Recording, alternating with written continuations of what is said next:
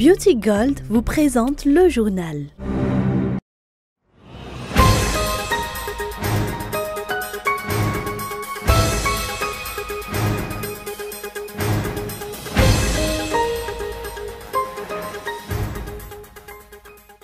Une foule importante a répondu à l'appel des députés pour le changement aujourd'hui et a tenu un sit-in devant le portail de la HCC. Les députés ont profité de ce moment pour remettre des preuves supplémentaires aux membres de cette institution.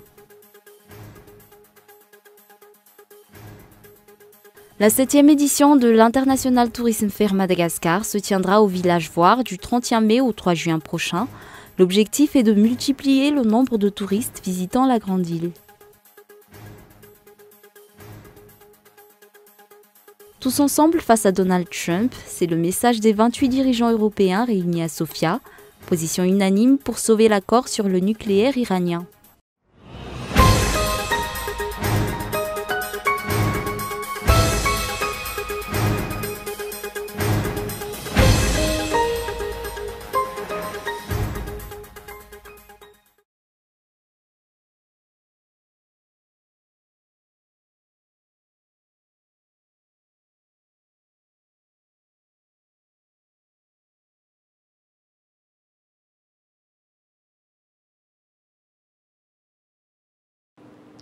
Bonsoir à tous et bienvenue dans cette nouvelle édition du journal en version française sur Cool TV.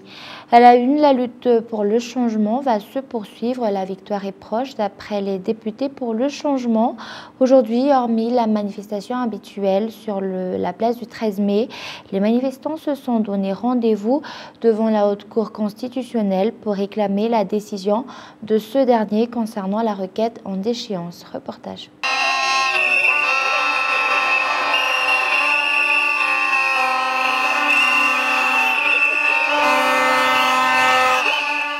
Les nombres de manifestants venus soutenir la lutte pour le changement ne cessent de croître. Aujourd'hui, cette manifestation a débuté vers 10 h.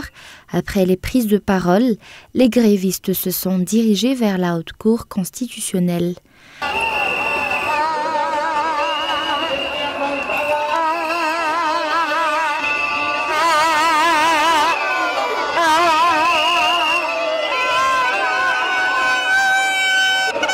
Après la remise de suppléments de preuves aux membres de cette institution et un sit-in devant la HCC, les manifestants ont regagné le parvis de l'hôtel de ville.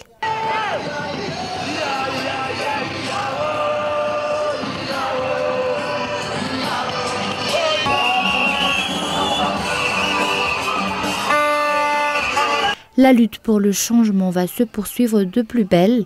Demain, les grévistes se donneront de nouveaux rendez-vous pour aller à la HCC dans le but de pousser les membres de cette institution à rendre leur décision au plus vite. La manifestation va débuter à 10 h du matin. À Antranan et Touliar, où la machine administrative ont déjà été bloqués. Les habitants ont également organisé une descente dans les rues pour réclamer la démission du président Radona Mampian et procéder à une élection anticipée.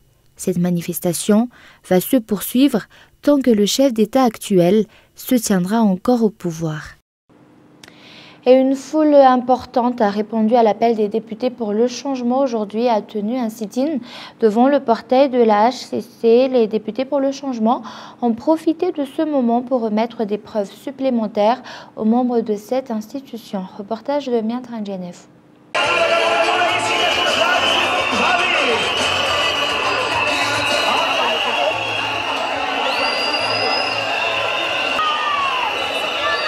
Les députés pour le changement, suivis de leurs partisans, sont arrivés à la Haute Cour constitutionnelle vers 13 h. Quelques minutes après leur arrivée sur place, les députés ont pénétré dans l'enceinte de la HCC pour remettre aux membres de cette dernière des preuves supplémentaires relatives à la requête en déchéance.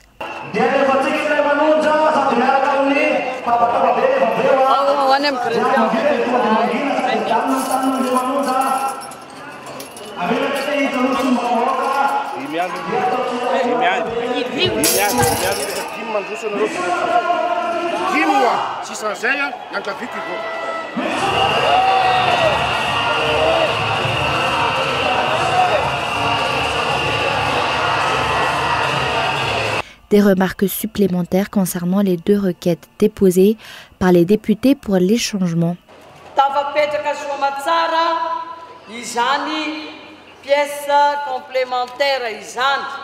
Le dépôt des pièces complémentaires s'est déroulé sans encombre. Outre cela, nous avons également déposé une requête des habitants de Thomassen pour la déchéance du président de la République.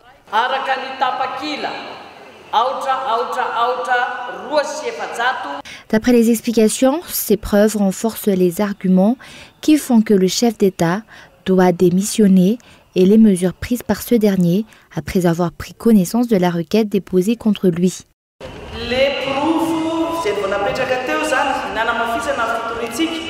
Ces preuves que nous avons déposées prouvent que le 23 avril dernier, le chef d'État a nommé les membres de la HCDDE, ce qui renforce que nous avons eu raison de déposer cette plainte. Dans notre requête, déposée le 25 avril dernier, nous avons porté plainte contre le chef d'État car il a refusé la nomination par décret des membres de la HCJ, faisant ainsi barrage à la mise en place de cette institution, ce qui est contraire à la Constitution.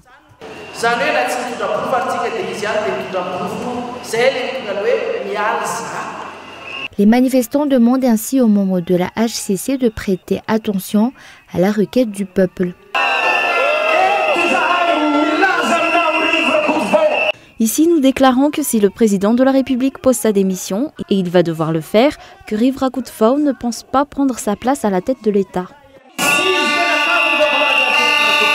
Ce sit-in a duré 1 heure, rappelant que c'est cette semaine que la HCC est censée publier sa décision concernant la motion de déchéance du président de la République.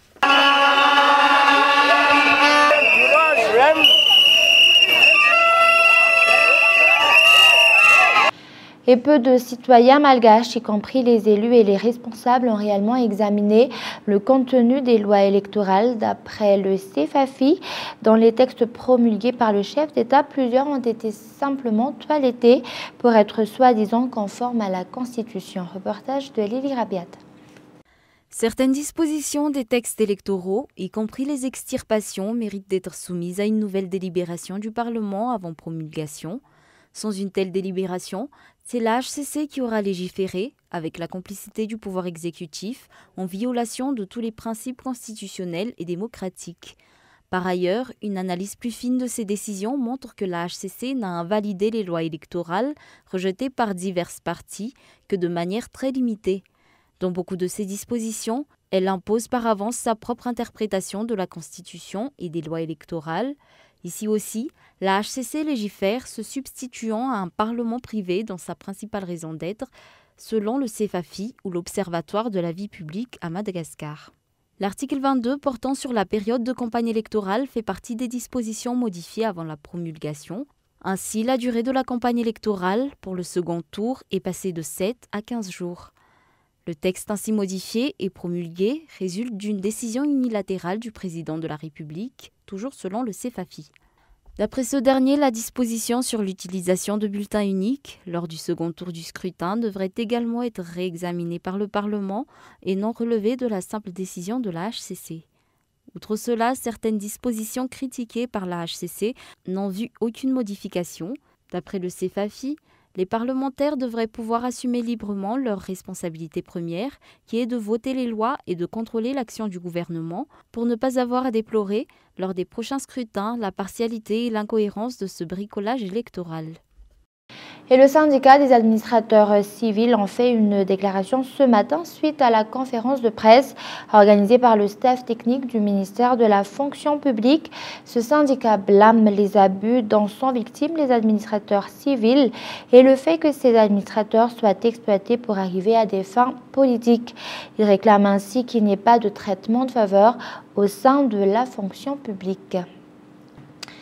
Et avant de passer aux actualités internationales, la 7e édition de l'International Tourisme Fair en Madagascar se tiendra au village Voir le 31 mai au 3 juin prochain et l'objectif est de multiplier le nombre de touristes visitant la grande île. Reportage.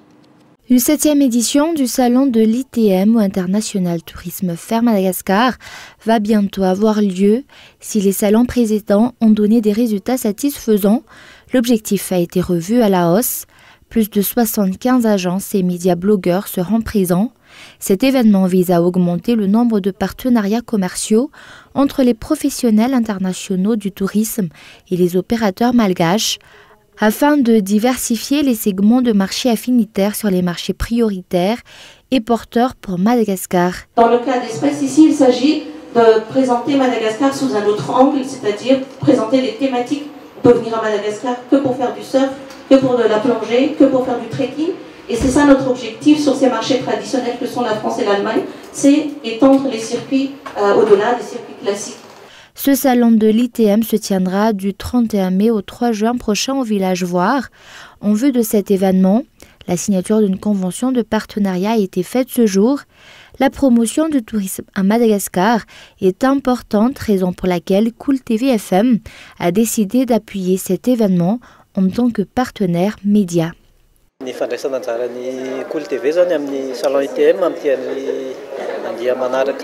Cela fait plusieurs années que Cool TV soutient le salon de l'ITM. L'objectif est de faire en sorte de mettre à l'honneur la Grande Île. Cool TV soutient notamment cet événement parce qu'il permet de promouvoir le tourisme à Madagascar et fait connaître une facette de la Grande Île qui renvoie une meilleure image du pays à l'international.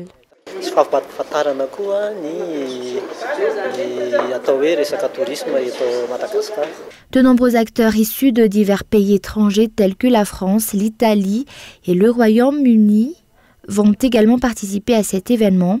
Plusieurs compagnies aériennes à l'instar d'Air Austral, Air Seychelles, Air France, EWA Air, Air Madagascar et Ethiopian Airlines vont également appuyer l'organisation de ces TEDx Tours. Madagascar vise à travers ce salon le développement du tourisme au sein de la Grande Île. Et place maintenant aux actualités internationales. Tous ensemble face à Donald Trump, c'est le message des 28 dirigeants européens réunis à Sofia, position unanime pour sauver l'accord sur le nucléaire iranien. Écoutons les explications. Tant que les Iraniens respecteront leurs engagements, l'Union européenne, évidemment, s'en tiendra à cet accord dont l'Union européenne, fut un des co-architectes. Mais nous devons savoir que les effets des sanctions américaines annoncées ne resteront pas sans effet. Et donc, nous avons pour devoir, Commission et Union européenne, de protéger nos entreprises européennes et notamment les petites et moyennes entreprises. Et puis le Burundi et sa dérive autoritaire, 4 800 000 électeurs sont appelés à se prononcer sur une révision constitutionnelle qui permettrait au président de renforcer son pouvoir et de rester chef d'État jusqu'en 2034. Reportage de France 24. C'est un référendum qui ne comporte pas de questions. Seule apparaît la mention « référendum constitutionnel de la République du Burundi ». Les Burundais ont le choix entre le bulletin oui et le non. Très tôt ce jeudi matin, les électeurs se sont massés devant ce bureau de vote de la capitale. J'ai voté oui car cette nouvelle constitution nous donne encore plus d'indépendance. Je suis arrivé très tôt pour voter pour cette réforme de la constitution. J'ai voté oui à 100%. Le scrutin vise à modifier la Constitution. Si le oui l'emporte, le président Pierre Nkurunziza, ici à l'image, qui est au pouvoir depuis 2005, pourrait occuper ses fonctions jusqu'en 2034. Une dérive autoritaire dénoncée par la société civile et l'opposition. Il est également accusé par ses détracteurs d'avoir mené depuis 2015 une répression brutale qui a fait au moins 1200 morts. Cette réforme constitutionnelle, si elle est adoptée, pourrait signer l'arrêt de mort de l'accord d'Arusha, conclu en 2000. Il avait ouvert la voie à la fin de la guerre civile en partageant le pouvoir entre les deux ethnies, les Hutus et les Tutsis. Grâce à ce texte, aucun président ne pouvait diriger le pays plus de 10 ans. L'Union européenne a condamné la tenue du référendum. Elle est le principal donateur du Burundi, l'un des pays les plus pauvres du monde. Et avant de se quitter, je vous rappelle les grands points de ce journal. Une foule importante a répondu à l'appel des députés pour le changement aujourd'hui et a tenu un sit-in devant le portail de la HCC. Les députés pour le changement ont profité de ce moment pour remettre des preuves supplémentaires aux membres de cette institution. Et la 7e édition de l'International Tourisme Fair Madagascar se tiendra au village Voir le 31 mai au 3 juin prochain. L'objectif est de multiplier le nombre de touristes visitant la Grande Île. Et tous ensemble face à Donald Trump, c'est le message des 28 dirigeants européens réunis à Sofia. Position unanime pour sauver l'accord sur le nucléaire iranien. Et juste après ce journal, suivi un film biographique de Lyndon B. Johnson, 36e président des États-Unis après Kennedy. Voici la bande-annonce. Président des États-Unis. Je veux qu'on affiche de bons résultats sur les droits civiques dès le départ. Peut-être qu'ils écouteront un sudiste qui est de notre côté. Qu'est-ce qui te dit qu'il est de notre côté? Les Kennedy ont vraiment une dent contre toi. C'est sûrement pas ces gamins de Harvard qui vont nous dire comment diriger l'État de Géorgie. Vous allez perdre le soutien de vos partisans les plus fidèles. Si je me présente comme président en 68, il faudra que tout le monde m'aime. Fermez la porte. Comment pourrait-on ne pas l'aimer? Martin Luther King écrit des lettres depuis sa prison. C'est une honte pour notre pays. Si vous faites voter les droits civiques... Et voilà, c'est la fin de ce journal. Merci de votre fidélité. Au revoir et excellente soirée à tous.